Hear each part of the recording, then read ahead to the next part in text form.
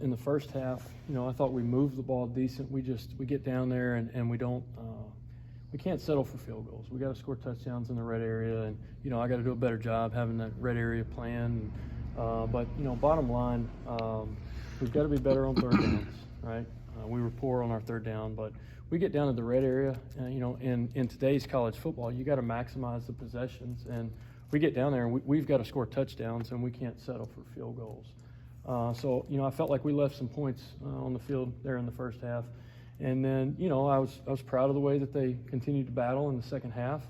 But we don't have that much, there's not that much room for error. There's not that much margin for error where we can go down and just settle for field goals or accept, 3 and outs. As the quarterback's coach and play caller, how often do you sit down with Mike and kind of go over what he's comfortable with and what he wants to do? I guess basically, how involved is he with you when it comes to game planning? Yeah, all the quarterbacks are involved, but especially situational.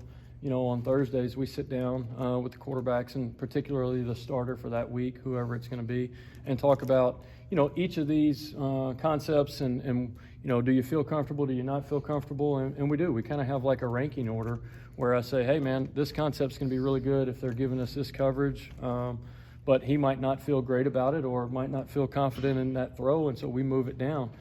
So we do. We sit down and we try to go through my call sheet and make sure that he's comfortable with each of those throws. And like I said, particularly in those critical third down and red area situations. And to follow up to that, just how much is freshman Chris Parson picking all that up? Chris has done a great job of picking up the offense, and each week we've tried to kind of limit a little bit and make sure that we're not throwing too much on them. Once you kind of get in the flow of a season and you start seeing, what the average 3rd and 3 to 6 is, how many plays you're getting, the average 3rd and 7 to 10, you get a little bit better idea because, you don't want to carry too much. But Chris Parsons, to get back to your question, has done a phenomenal job, and he's so eager, and he asks questions, and Will and Mike have got a lot of experience, and he's sitting there asking them, well, hey, how would you read this if it was cover 3, or how would you read this if it was, cover 2? Ooh, hey, in this third down, they're playing Tampa 2, so what should my answer be? Chris has done a great job.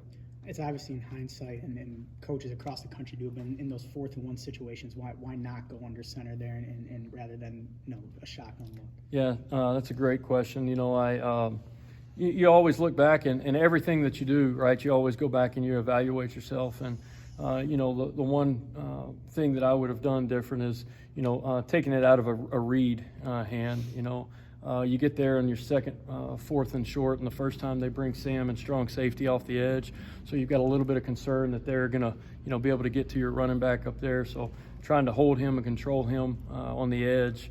But, getting under center is something that, obviously, going forward, I've got to do a better job of carrying some of those calls in our plan. I'm sure you were swing the momentum of the game when you do miss those short conversions.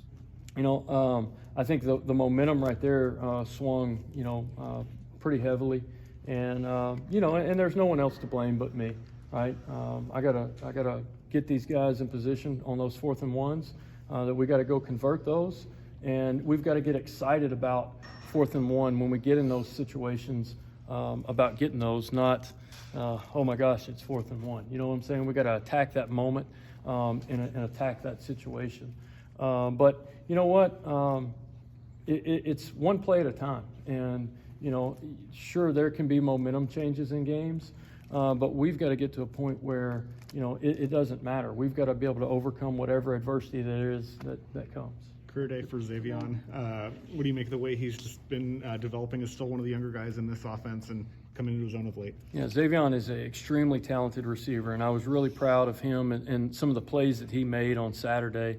He's a kid that if the ball is in the air, right, there's a really good chance he's going to come down with it somehow, some way. As soon as he touches the ball, he's got a chance to create explosives. And I see his detail in his game improving week by week. The detail in his routes and setting this guy up and finding the blind spots and getting to his depth. And I think last week he had his best week of practice, and that correlated to his best game so far. Mike took the responsibility after the game about so many passes that were just off, maybe a yard out of bounds or not quite delivered on time that should have been big catches, and he took the blame for it. At this point of his career, how do you work on those things to get those balls more catchable? It's really a timing thing and understanding that internal clock and how soon I got to get the ball out of my hand. And it is. It's split second, right? I mean, it's the difference in, a toe touch or not. But Mike's timing, I've got no question on it at all. He's got a strong enough arm. He can accurately place the ball. I've got to do a better job of giving him some concepts that he can get it out quicker.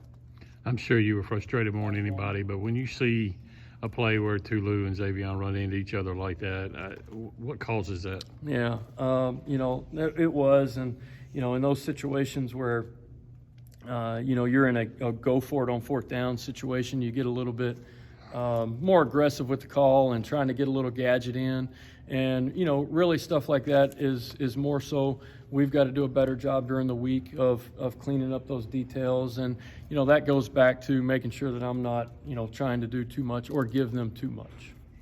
Thank you. Thanks, Kevin. Thank you.